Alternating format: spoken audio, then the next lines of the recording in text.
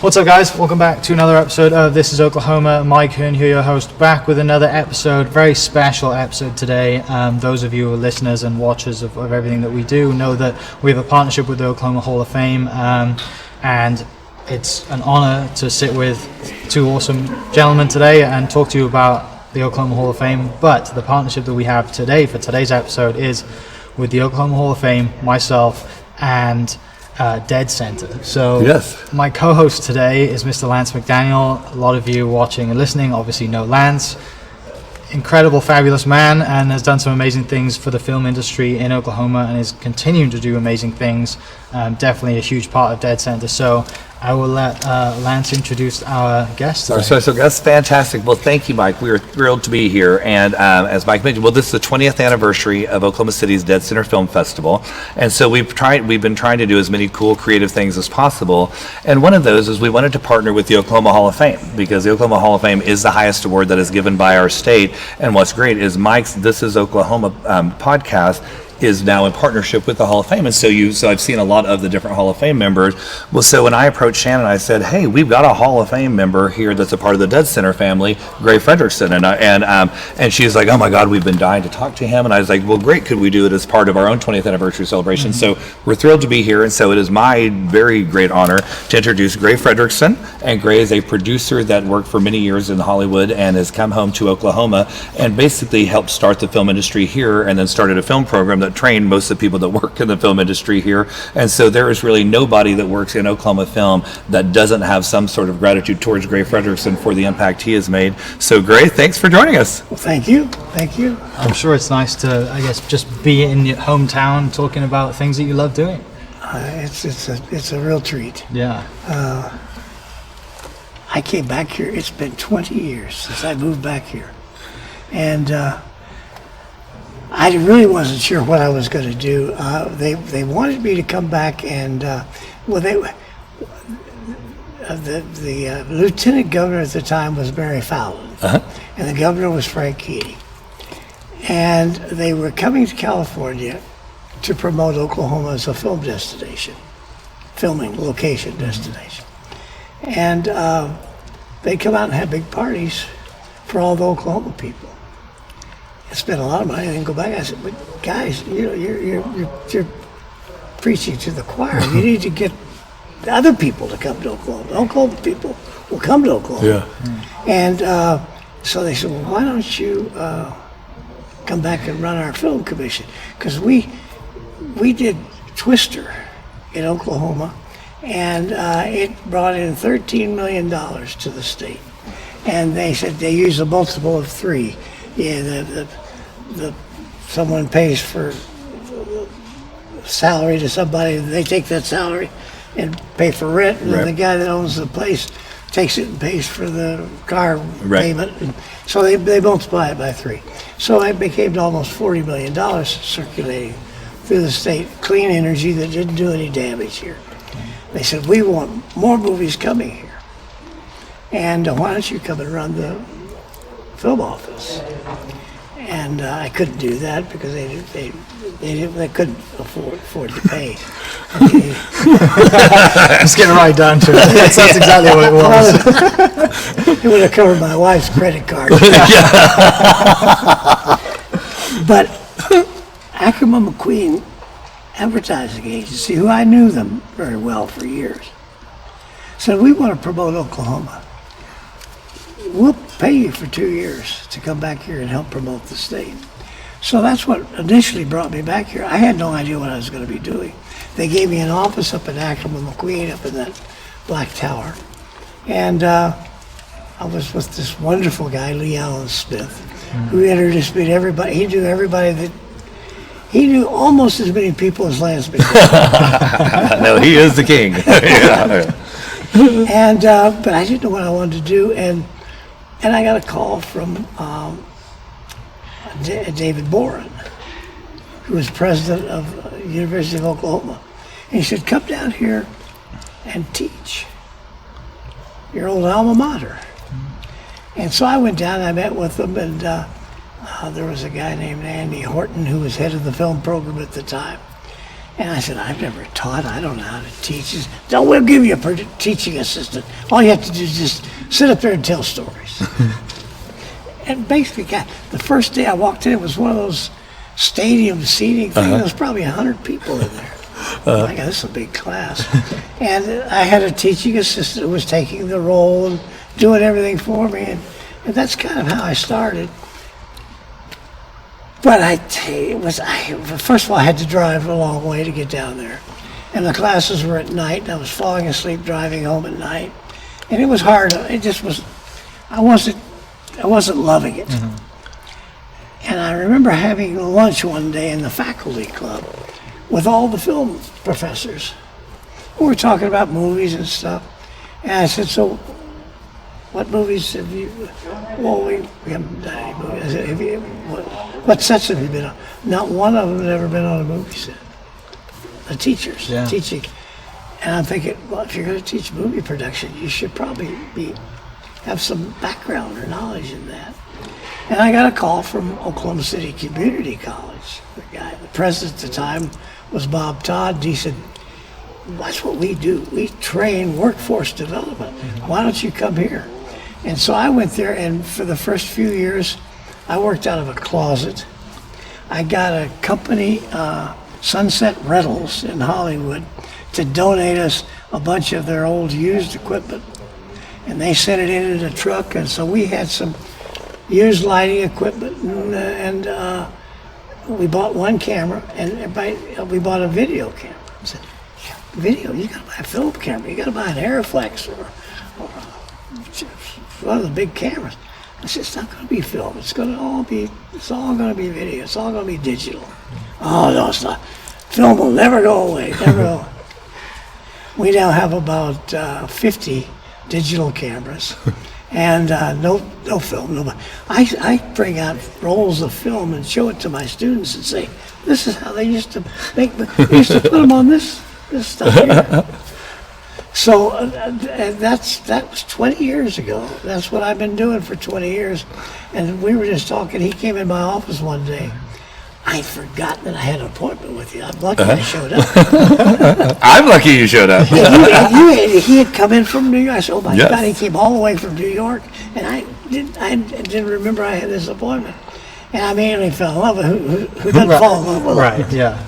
And so we hired him. Our first movie that we did here locally, we teamed up with a guy named John Simonelli, who raised money for a film company.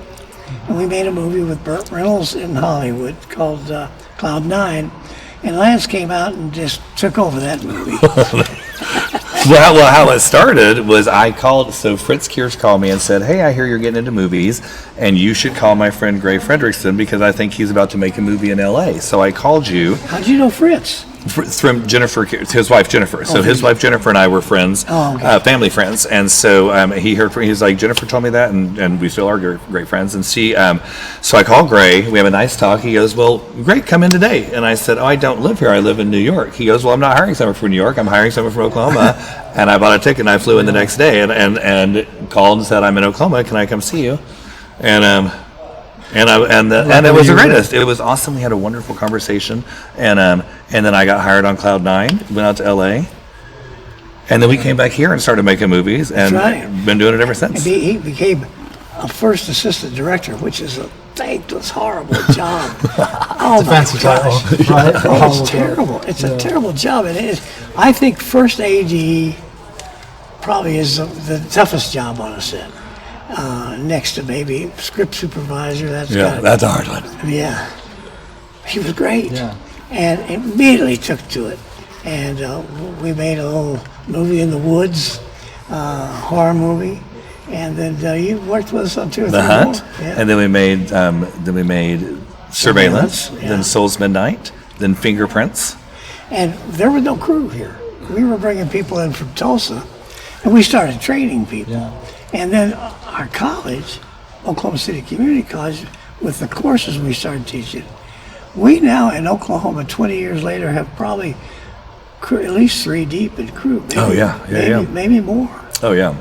And I mean, it's amazing the percentage of people when you go on set that have gone through the program at OCCC. It's astounding. Even if they've gone to OU and other places, a lot of them go to get that hands-on practical training because it really is workforce development, and it's been great. Yeah. And the crews and the production people always say, we want people from OCCC. We don't want people from OU. They don't know how, there's a whole etiquette you have on set, and how to use the radio, just what to do and who's in charge and who to talk to and who not to talk to. Yeah.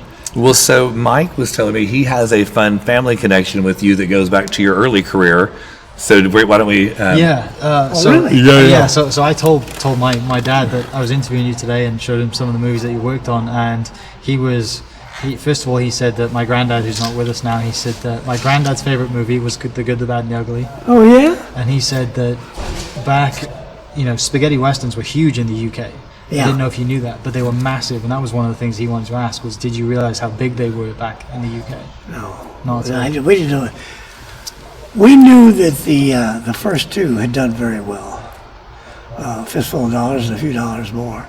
And this was going to be this was going to be the Hollywood style movie.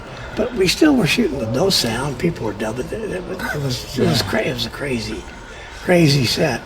And I was hired to take them all. I started making these little movies in Italy, and they realized that Italian movies didn't make money. But American movies were lying around the street for the theater, for the box office.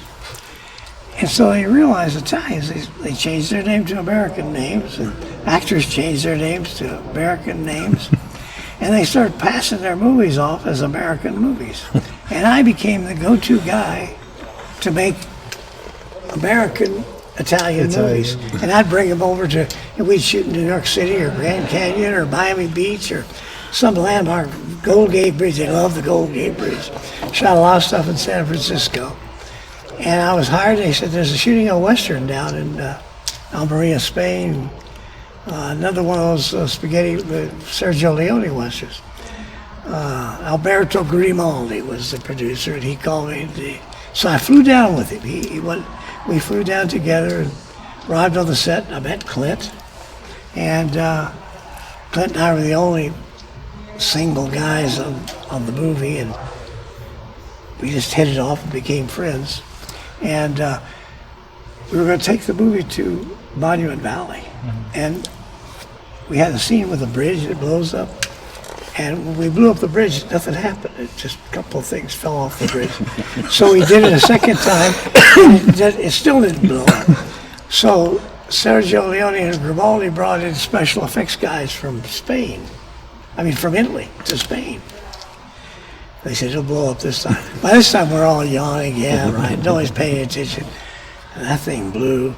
And Lee Van Cleef had just brought a brand new Mercedes. It was sitting on the set. A 2x4 went right through the door.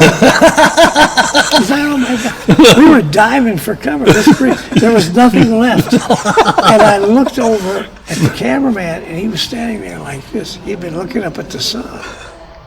He didn't move. And Sergio says, hello?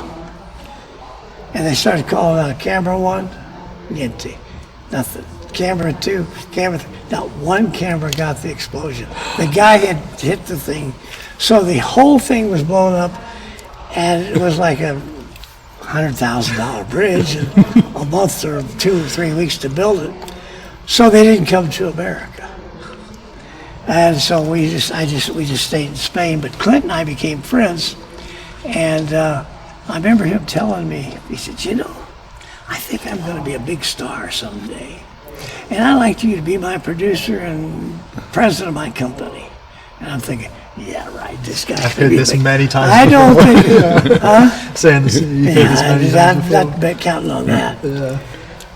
And we're still friends. But you don't turn down Clint Eastwood. And you saw him, he was nice to me, glad to see me, and he takes my calls. It just never was the same after that. It was like we weren't family anymore after I turned him down. So I ended up with a guy named Al Ruddy and ended up doing The Godfather. So Well, yeah. So tell us about that. never, Could have been Tell us about that little indie. Yeah. Ruddy and I were doing a movie called Little Falls and Big Halls. And so Ruddy's Albert S. Ruddy. Albert S. Ruddy, yeah. who was a producer. And I said, Clint and I met him together. Clint actually says, when people ask, you Gray? He said, I'm the one that introduced Gray to Al Ruddy. So Clint takes credit for it. And I said, anybody that could sell a movie about a prison camp, American being held in a Nazi prison camp, to the Jews of Hollywood, this guy's a salesman. And he sold it. Hogan's Heroes. Hogan's Heroes. So he created Hogan's Heroes. He created and sold it. It still runs. It Yeah. still runs on things. And so he's the ultimate salesman and a great producer. But he admits, he says, I don't know anything about producing a movie. I've never produced one. So we did a little movie called Little Fawcett, Big Halsey with Robert Redford and Michael J. Pollard. Remember him? Lauren Hutton. And I brought to the production my knowledge of guerrilla filmmaking with the Italians, where you do it and then ask permission later, and we brought it in very low budget. And Paramount had bought the rights to a book called The Godfather, and they had just finished a movie about the mafia called The Brotherhood, and it tanked, it died. They said, "Oh my gosh, we've got this movie, Godfather. We paid all this money for this book, and people don't go to see. They don't want to go see Italian mafia gangsters. What are we going to do with it?" They said, "Hire those two clowns that made that little movie Cheap down in Arizona about motorcycles, and let them do it down and dirty and cheap." And so that's how we got. Oh, wow!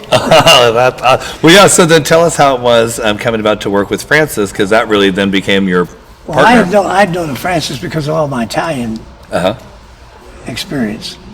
And he had been making movies kind of like we were making them. He was shooting on the street in New York a movie called You're a Big Boy Now, with just run and gun kind of handheld equipment. And back then, they didn't have little lightweight cameras and sound guy you could put over they had trucks and things and he was improvising, he was doing that. And so a list of names came up for it, and I said, "Oh, I know, he's great." And so when I first met him, we were on an airplane going to Vegas, and he had the big 3-wing binder, and he had the pages of the book cut out on each side of the thing, and he would put in fade in, dissolve, cut to, and he was turning the book into a screenplay. He says, "This book's too good. I'm making this as a movie." He says, "And your first job as a producer is convincing them that it ain't going to be a modern day episode of FBI. It's going to be period. It's going to be in New York City." That was the beginning of our fights with the studio. And the budget went from $1.5 million to $6.5 million. Yeah. So from day one, was it like, this is not just going to be one movie, this is going to be... Oh no, it's just one movie. Okay. Because it turned into... Oh, we talked about sequels. No way, never going to do a sequel. And then when they came to us for a sequel, we'd had such a horrible time with second guesses. Every day we thought we were being fired. And so Francis says, finally he said, "Look, yeah, but here are my requests and my demands."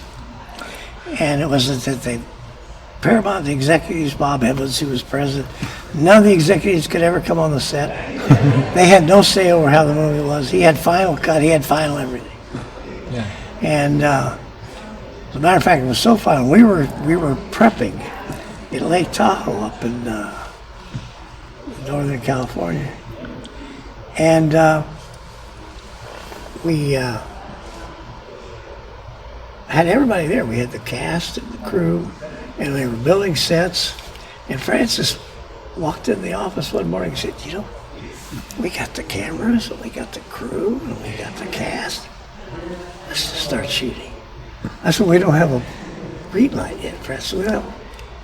What can they do to us? Okay, so we put out a call sheet. Next day we started shooting. And about 3 days I got a call from the head of production. He said, there's a rumor you guys are already shooting that movie up there. I said, well, yeah, unfortunately. You can't do that. Yeah, unfortunately. No big deal. That's Godfather Part 2. Then it was like from 73 till 90. There was no more sequels. And Francis and I said, I'm never going to do another sequel. Yeah. So we did Godfather Part 3. Did that start early too? What's that? Did that one start early as well? No, that one started on time. But he wanted to shoot it all in Italy. So we had to build all the sets in Cinecittà in Rome. And the production designer says, well, we could do this. Why are we in Rome? He said, every light switch, every plug, every piece of furniture, it's all got to come from America. It all looks different here. Yeah. And so it was very expensive to do that. But Francis loved Italy and wanted to do it there. So we did. Well, one thing I wanted to mention, Mike, is since we are in partnership with the Hall of Fame, is Gray went into the Hall of Fame this past year, the Oklahoma Hall of Fame. Is that right? Congratulations. Great. And what was such a huge treat is that Francis Ford Coppola came to do the introduction because of their lifelong partnership. And he told a really fun story that I mean, a million people stopped me afterwards saying, here's how Gray Frederickson kept me from getting fired on The Godfather. Do you remember that? Was that right, the story he told? Yeah, he remembers things a little bit different, but yeah, that's pretty much it. Yeah, they didn't like. Well, the first we built the set for the office for The Godfather. If you remember the opening of The Godfather, the guy said, "I believe in America," and The Godfather sitting there like this, listening to him with the cat in his lap. We spent $100,000 on that office set. We had the desk he was sitting at cost $12,000. He picked up the cat on the stages. That's good. I'll have that cat here. The cameraman, Gordon Willis. Everybody was used to big Doris Day, Rock Hudson, Technicolor, bright movies. Yeah. And Gordon was shooting it dark and sort of bold. Yeah. You couldn't see the set. You couldn't see the desk. And Brandon, this in his mouth, with a cat. So they couldn't hear him. They couldn't see him. They couldn't see the set. And they said, "That's it. These guys are nuts. Fire them."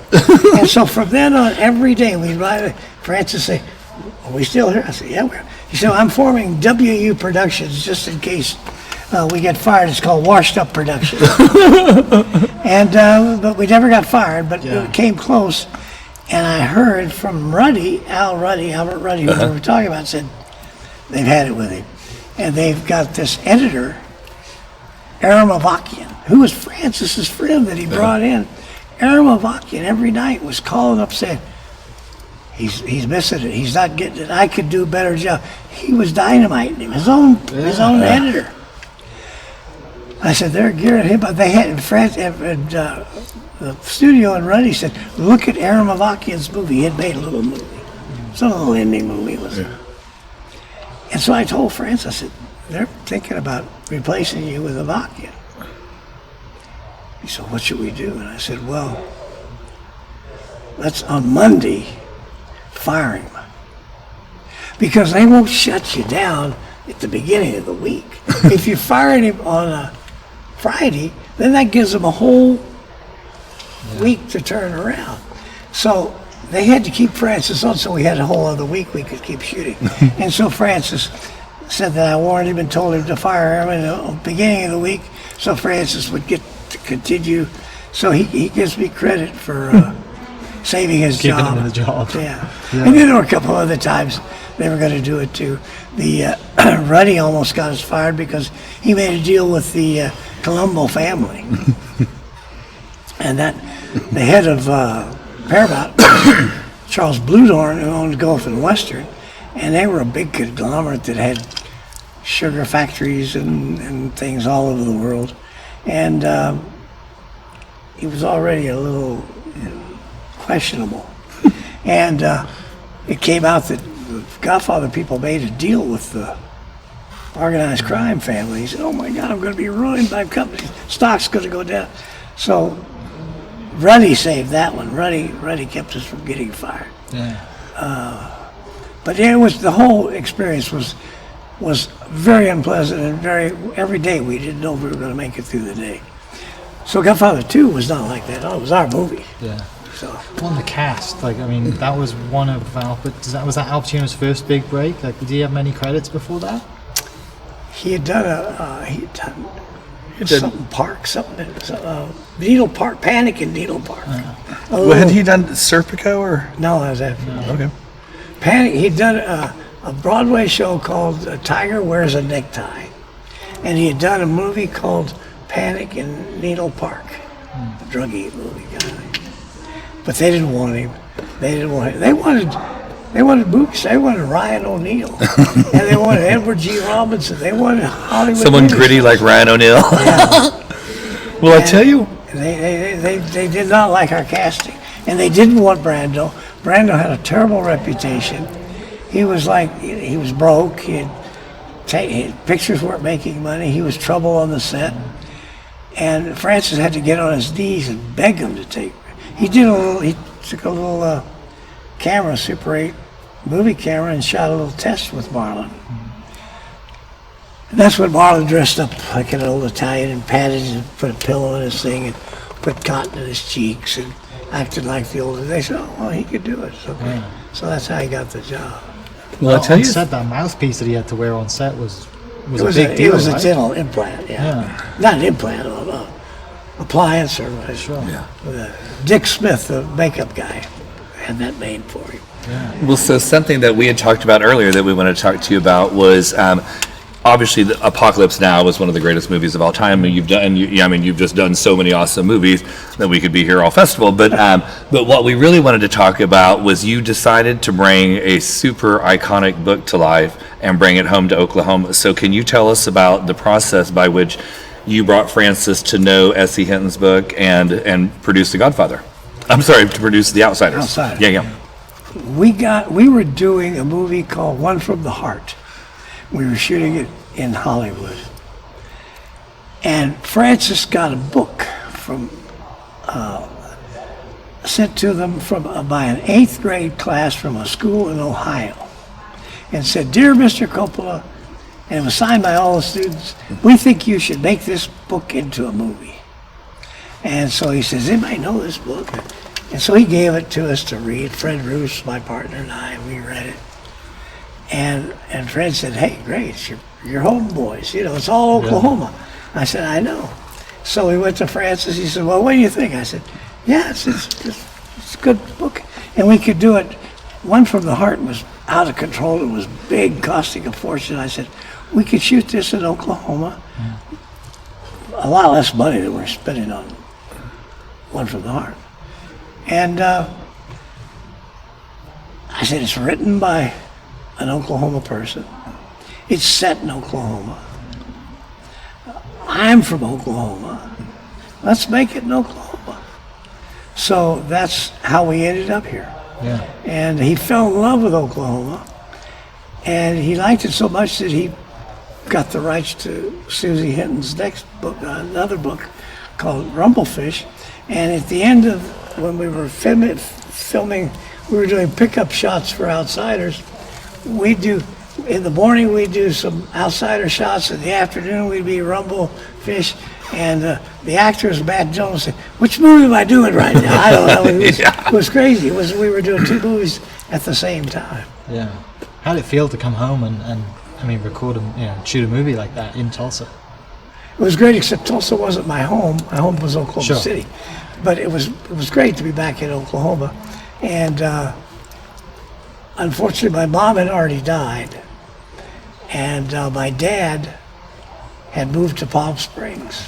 So I was in Oklahoma, but I wasn't able to share the experience with my family. Yeah. But it was still great to be back in Oklahoma. And How did the cast do? So those guys were teenagers, right? They were So the all cast kids. is now the biggest stars on earth. Yeah. All seemingly got their start with you. With us, yeah. Well, Fred Roos was a casting guy, and I mean, he found all the people at the Godfather. He's very thorough. And I hear he's terrible to audition for, because we go and sit down, and the actors come in with their thing, and here's my book, and here's this, and usually someone will say, "Well, tell me about yourself. Well, how'd you get your start?" When you sit down with Fred, he just sits there and goes.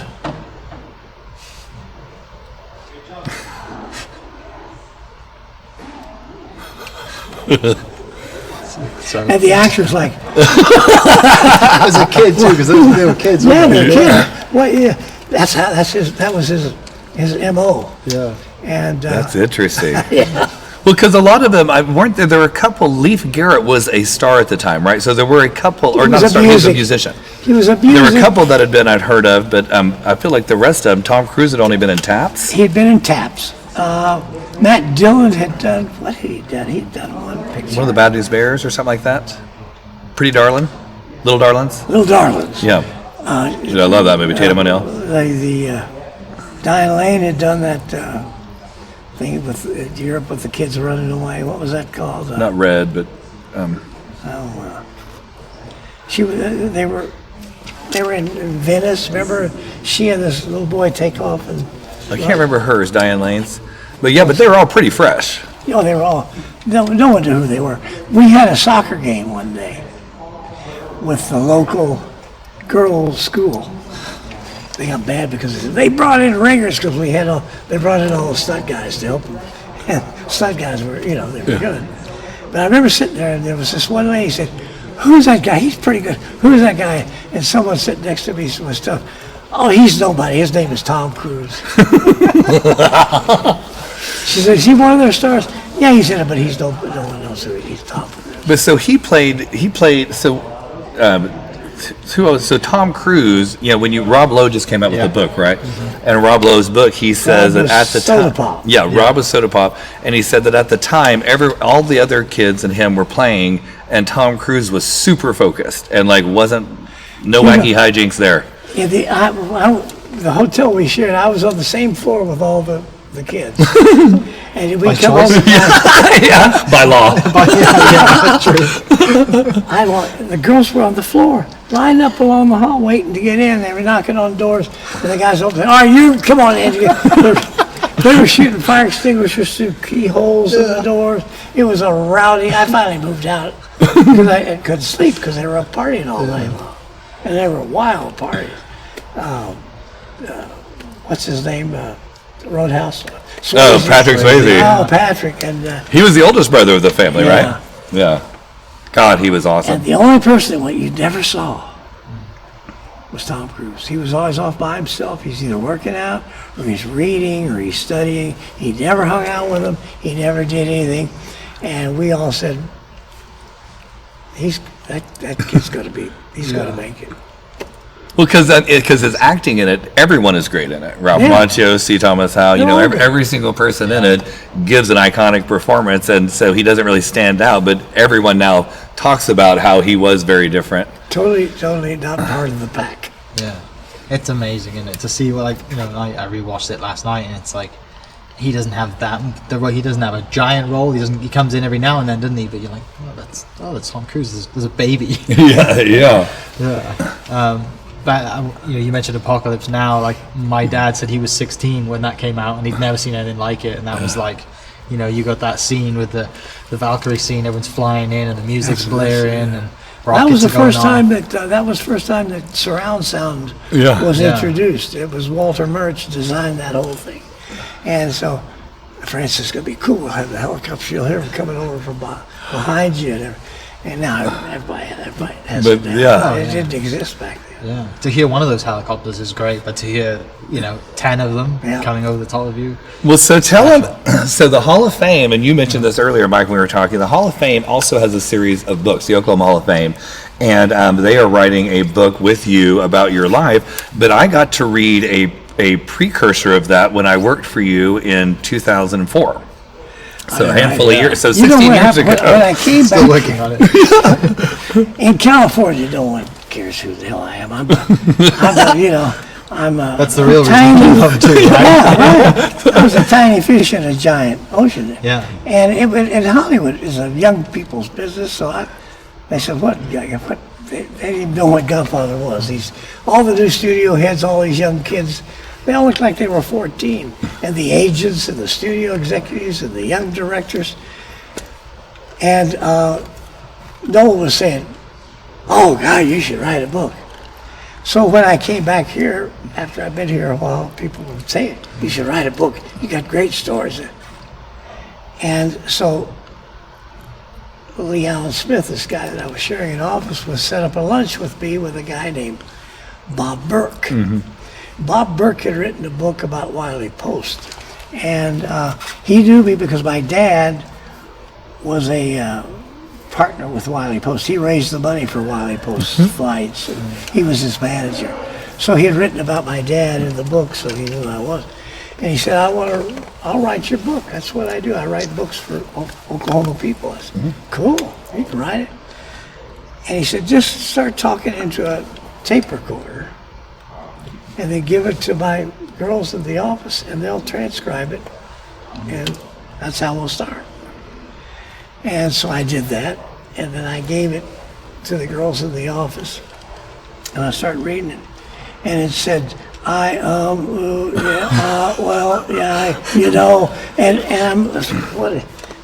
they wrote down every single word that I said. And all the names were spelled wrong and everything. And so I started correcting it. And I was just getting computer literate about that time, in the early 2000s. And all of a sudden I said, I've just written 2 or 3 chapters. And just about that time, unfortunately, Bob Burke's son had died. And so he kind of went off the radar. So I just kept, once in a while I'd sit down and I'd write a story, things that happened, crazy things that happened on this insane journey of mine through Hollywood. And I called it an Okie and a Ferrari. And it's awesome. I've read it, yeah. No scandal and still totally awesome. Yeah. I've heard friends and who know you and heard some of your stories told me to ask about the Charlie Sheen trying to peek through a window to see somebody not wearing any clothes as a little boy, something like that.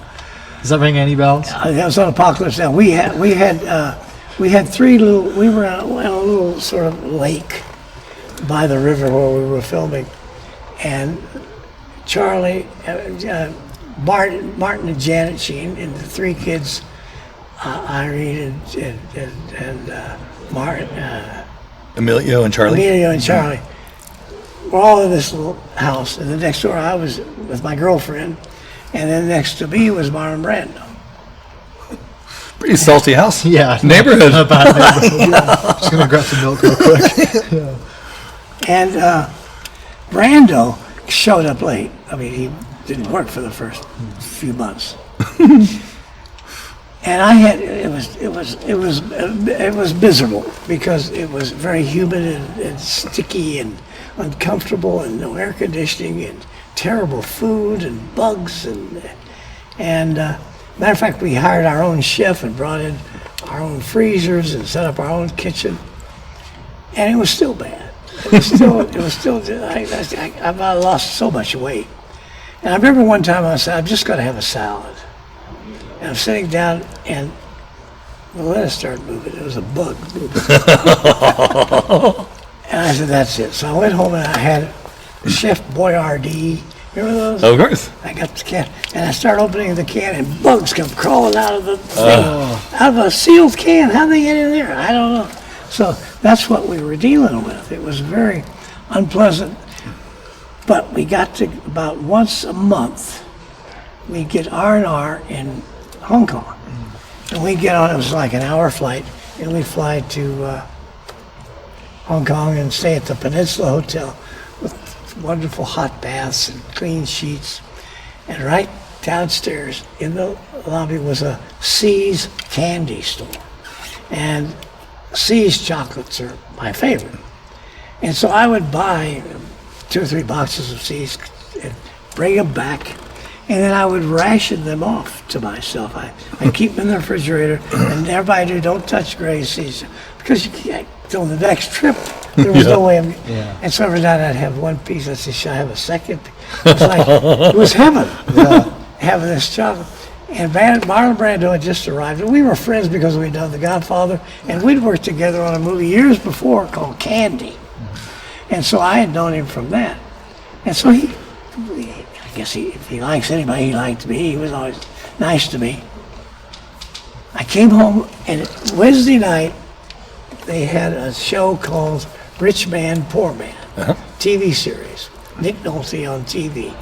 And I would go home, and I'd get on my bed, and I'd watch Rich Man, Poor Man, and I could have a See's candy.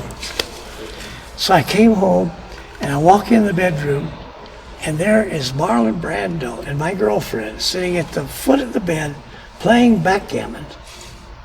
And he's this big, and he's eating my See's candy. Biggest insult ever. And I'm thinking, By the handful. Yeah, not a piece at a time. and I said, show some balls. Tell this guy, get the hell out of my house. I said, it's Marlon Brando. I can't do it. But the boys next door used to come over and peek through the window and try to catch Barbara, my girlfriend, coming out of the shower or something. And one morning I got a knock on the door, and it was Janet. And she said, this is unacceptable. You got to come with me. I said, it's Sunday morning, Janet. Come with me. So we get in the car and we drive down to the set of the temple. It's the big temple for the finale of the movie, where Marlon Brando is and all of his people are. And we walk in, and it's a garbage dump.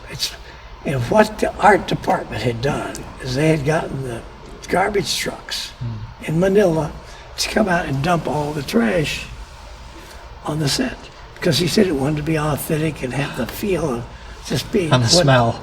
The smell's terrible. It was terrible. It was like it was a garbage. And she said, "There's rats running. This is not healthy. I'm not going to let Marnie work here tomorrow." So I had to get hold of the production designer, bring him in. I said, "We got to clean it up." So we hired a bunch of guys in trucks, and they came in and started cleaning it up. When they were doing that, the prop guy said to the production designer, "Should we tell him about the bodies?" And I said, whoa. What bodies? Never mind, I know them. They had found a guy in Manila who said he could give them bodies, that he delivered bodies to medical schools for cadavers. He said, "I'll just bring them out for you guys." So they took me into this tent, and there's like 15 just gray, dead cadavers laying. I said, "We can't have dead bodies." And I said, "Francis, you know about these bodies?" No, I don't know anything about Bodies. He knew about it. I'm only the director. What do I know about awesome-looking bodies? Right, exactly. That's so lifelike. I'm sure. So the military shows up, because they found out. Right. And they said, this guy was robbing graves. He wasn't selling it. He's in jail. And he said, and also, how do we know you didn't have these people killed? They took our passports. I'm thinking, oh my God, I'm never leaving the Philippines. I'm here forever because of these bodies. Wow. It took about a week or so to get it sorted out. Every night I was wondering, I was never going to be able to leave the Philippines. Well, so there's a story in the book, Anoki and a Ferrari, I believe, that talks about you had taught water skiing early on in your career to someone in Spain who ended up being helpful for the Valkyrie scene. Isn't that right? He was actually my roommate. Oh, okay. Well, my roommate was a Russian prince in Switzerland. And we shared a little house. And his best friend was Juan Carlos. And Juan Carlos used to hang out with us. And Juan Carlos, another Italian count, Giovanni Volpi, all these, I was with all these jet set people in Lausanne, Switzerland, going to school. I couldn't even speak French when I first arrived there. But I got to know them all because of water skiing. And that was just taking off in Europe, water skiing. And they were, all the wealthy jet set royalty, they were all buying these very expensive, beautiful boats and all learning to water. So you had to be rich. And they had a water ski club. And so I would go down and hang out at the water ski club and just, have a Coke and watch them all water ski. And one day, when I was I said, would you like to come on the boat with us? Someone said, well, would you like to ski? Would you I said, yeah. And I'm skiing barefoot and backwards and on one ski and doing the spins and then all of a sudden I was their best friend. Isn't that and that's how I got to meet all these kids. Yeah. So when we were in Philippines trying to get the helicopters, I was there for like 3 weeks. I get past this Minister of Tourism to the Minister of Defense to the Minister. Couldn't get anywhere. I was getting lots of runaround, lots of stories. And I ran into Giovanni Volpe, the guy who was partners with Juan Carlos and Zhu, my Russian friend. And he said, what are you doing? I said, well, we're making a movie. And he had heard of me. He remembered I'd done The Godfather. And so he said, well, come with me for dinner tonight. And I go out to meet him, and there's these cars with flags up on the front fender. Whoa, this is. And we go to the Marcos's house, and go in there, have this big dinner with a turkey and a ham and all roast beef, and there's about 10, 15 people. Marcos and Imelda over there. And about halfway through dinner, Giovanni said, Gray did The Godfather, and they're here, and they want to do a movie here in your country, and they need some helicopters. Who's he talk to? He said, talk to this guy, and he hands me a piece of paper. The guys called me the first thing in the morning. He said, whatever you need. That's how we got to helicopters. And that's how you produce Apocalypse Now. Yeah. That's how it works over there. That somebody you know. That's how it works everywhere. That's how it works. Right. But none of their helicopters flew. They're all broken down. And so we had to go to Bell Helicopter in Fort Worth. And we brought guys over, mechanics, and send it over parts. As soon as we get one of their helicopters working, it would take off to go fight the war down in Mindanao. And so we were having a hard time keeping those helicopters. But we got their whole Air Force up and running. That's why he wanted For the cost of one classic movie. Yeah. He's like, I'll call you tomorrow and you'll build my army for my Air Force for me. Well, so there's something I want to bring up real quickly, if it's all right. So your legacy, and I don't want to get too emotional because you are so my first job in film was working for you, and you have been absolutely the greatest mentor, not only for me, but for everyone in Oklahoma. And so it is interesting to me that despite what the world knows is your legacy producing these awesome movies, I think the legacy here will be that there's 3,000 people in the Oklahoma film industry that are only here because you decided to come home and teach others the skill that you had learned. Is there 3,000? I think you've been here, it's been 20 years. 20 years, yeah. Yeah, there's thousands, and even people from OU that come and take the classes and stuff. And so, to me, it is so interesting because our film festival, this is our 20th year, and the films that we get at our festival are so different now because you started this school, and because you started that school, OU reinvested in their school, OCU reinvested in their school, and so it inspired all these great programs that we now have a lot of really good university programs. But I think all of that went back to you could have just retired on a beach. And instead, you came home and decided to change the world here. And so thank you for changing our world. Well, you're welcome. I think I was just the right place, the right time. And I didn't want to retire. Well, I would have been, and I couldn't afford it. I had 2 young kids. And now they're both great filmmakers. And so his son, Tyler, helped make a movie that won Deadcenter a few years ago.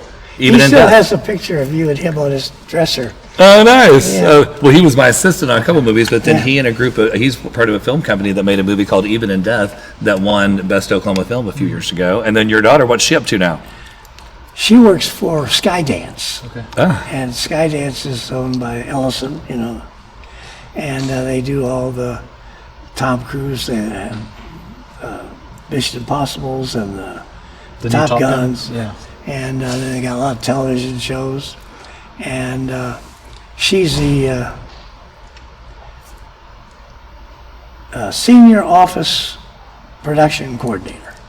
And she's got a job, she's got her own assistant. She's got her own office with a nice view of Santa Monica.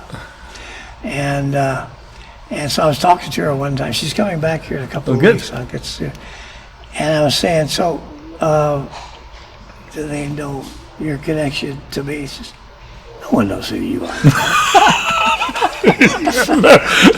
Okay. Well, she was on Chef's Table for all those seasons, wasn't she? Chef's Table, and then Yeah. she did. She was all on her own. She went to Hollywood. She said, "I'm a California girl." I said, "You were 9 when you moved here." Yeah. No, I'm a California girl. So she could hardly wait to get back. She loves California, Well, she's pretty like her mom and smart like her dad. It's a perfect combo for LA. Yeah. and she's got that LA look, the long Yeah. blonde hair and the tan. She's awesome. She She worked on one of our films. Yeah. And she came back and was a production or an art department coordinator on Light from the Dark Room. That's right. She worked and for you. was spectacular. So she's just. I mean, I She can't does a wait good till she job. wins an Oscar. Yeah, it'd be nice. What was I going to say? Forgot what I was going to say. But yeah, she's doing very well, and I think that it's hard to get. You set a certain plateau in this business, and you've got to be very lucky, as I was, because I latched on to somebody that could soar. Right. And I latched on first to Clint, and that opened doors for me. Then I latched on to Al Ruddy, and that opened doors for me. And then I latched on to Francis. And of course, you call up any agent or anybody, any studio, and say, I'm Francis Coppola's producer, they take your call. To be in production, she's in a wonderful position, a nice company, but I hope I tell her all the time, you know, become Tom Cruise's best person. So I don't have time. I don't have time to do that. I'm working all the time. So it's a strange business, and I think that when I tell my students that it's all about leverage. You've got to have something that somebody wants. Right. And if you've written a script and you're going around and say, do me a favor and read my script, it isn't the same thing as having someone come and say, you've got to read Lance's script. And having them come, can I read your script? All of a sudden, you're in the driver's seat. You've got the leverage. And that's what I hope I've pounded it into her. I hope she gets it one of these days. Yeah. So, growing up here, right? You grew up here, and what was it like to go to LA from growing up in Oklahoma? Because I can't imagine what it's like now. Like, going back there. I went to Europe and went to school, and then fell in love with Europe, and I stayed there, and ended up getting a job in Italy, working for an engineering company. And living in Italy, all the Americans hung out together at certain couple of restaurants and bars, and most of them were movie people. The runaway productions in Italy in the 60s. And that's how I got into the movie business. Gotcha. I said, well, that's a lot more fun than sitting at a drafting table all day long. And, but my dream, everybody used to say, what do you want to do when you grow up? And I said, I don't know. I'd like to arrange my life to be one big long summer vacation. That's what I'd like. If I could figure out how to do that, I'll be happy.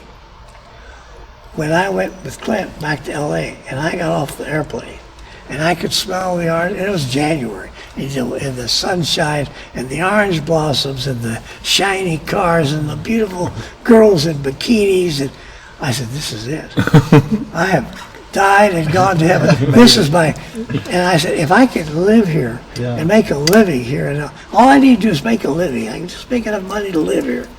I'm here forever. Yeah. And I got lucky and was able to stay there for 40 years. Yeah. And lived in Beverly Hills and had a wonderful house and just everything was. I was just very lucky. Yeah. Everything fell in line for me. That is special. I mean, I kind of, going.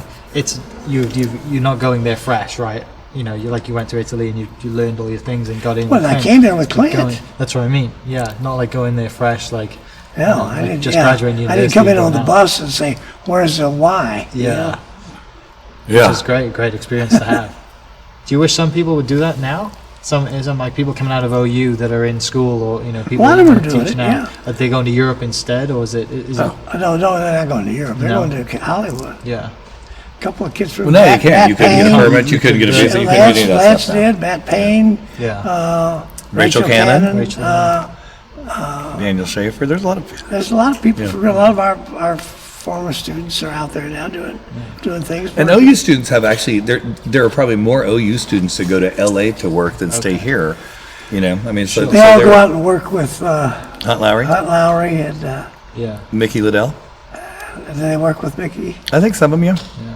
But the goal now is like with Oklahoma film industry growing now, right? Like all these 3,000 people plus that you've been Right. training, like everybody now wants to work from home and would love to bring things. So last year we had a great, I know Rachel and Matt went to the Capitol and worked very hard to get some movement. What's the future and what would you like to see, both of you see in Oklahoma film and with Deadcenter? Where's this going? Because we all know this is just the beginning, right? Well, yeah, I mean, 20 years ago was the beginning. I think now that Bringing sets here and movies here. But I mean, he's been doing that the whole time, and so I've worked on 21 features here, and so I think the films have been here. What's happening now is the government has realized the advantages of the business side of it, and I think a lot of that happened because Gray launched a business called Gray Mark Productions that came here, set up, started training the crew, and so it's all worked together, and so I think that Matt and Rachel returning this year is a sign, and Matt a couple years ago is a sign that it is working because it's attracting really superstar people like Rachel, who's on a network television show, to come back here and be a part of it. And I think we have to wrap up here in just a second. Oh yeah. Yeah. So. Yeah. Did I answer all your questions? Yeah, definitely. I mean, I know that Shannon's very happy with the. I got Shannon's questions in about the Hall of Fame, so she's thrilled. So Hall of what do Fame you was think? Wonderful. Yeah. That was the highlight of my So what's my it like career. to get that phone call from her? We'll finish with that one. Yeah, exactly. What was it like to get that phone call from Shannon to say? Well, I got the you're phone in? call from Governor Anatubby, No who way. I had done a movie about the Chickasaw Okay. Nation, and so I got to know him, and amazing guy. I was driving in my car, Yeah. and he said, "Ray, this is Anatubby, Bill Anatubby, and I want you to be in the Hall of Fame." I almost wrecked the car. That's incredible. Yeah. And I said in my acceptance speech that it's important to me because the first thing is for me, not for. I mean, it's great getting awards for pictures that you work on, but a movie is a lot of people, as you all know. Yeah. It's not just one person, and they can't do it by themselves. It takes a whole team, and but to get that was, I guess my parents get some credit for it, maybe. No, but I think super well deserved, and I think the fact is it is a combo of how great you are as a filmmaker, but also how much you have given back to the state of Oklahoma by starting that film program and by encouraging all of us to be, to go ahead and step into the dream and do something that you feel passionate about. And I think it's just been great. I've lived all over the world, and I've lived in Switzerland, I've lived in the south of France, I've lived in Rome, I've lived in Palm Springs, I've lived in Beverly Hills, and I've been all over Asia and the Philippines and Singapore and all those countries, Australia, New Zealand, and I go to a place sometimes like there's a director friend of mine, Sidney Fury. Every time he goes on location to a state, he says, "Maybe I'll move here," because when you go to this new place, it seems so great. Yeah. And I think back of all places, my wife, when she first came here, she cried every day. She said, where am I? What is this place? I did too. We heard the train whistle one night, and she started crying. I said, I'm in the middle of nowhere. They don't hear train whistles in Encino, California. And we were talking the other day. I said, so once I croak, where are you going to go back? He said, No, I'm going to stay in Oklahoma. Yeah. It's a wonderful, it really is a wonderful place to live. And I'm so lucky and happy to be living here. And I'm proud of being from Oklahoma. Yeah. It's a great way to finish. Everyone, Lance, I can't thank you enough for putting this together, and both of us, I know, will thank the Oklahoma Hall of Fame as well for putting this together, and wish you all the best for the rest of the week for Deadcenter. And yeah, thanks for everyone watching and listening. We'll catch you next episode. Great, thank you so much. Thanks, Mike. Thank you. Thank you. Fun.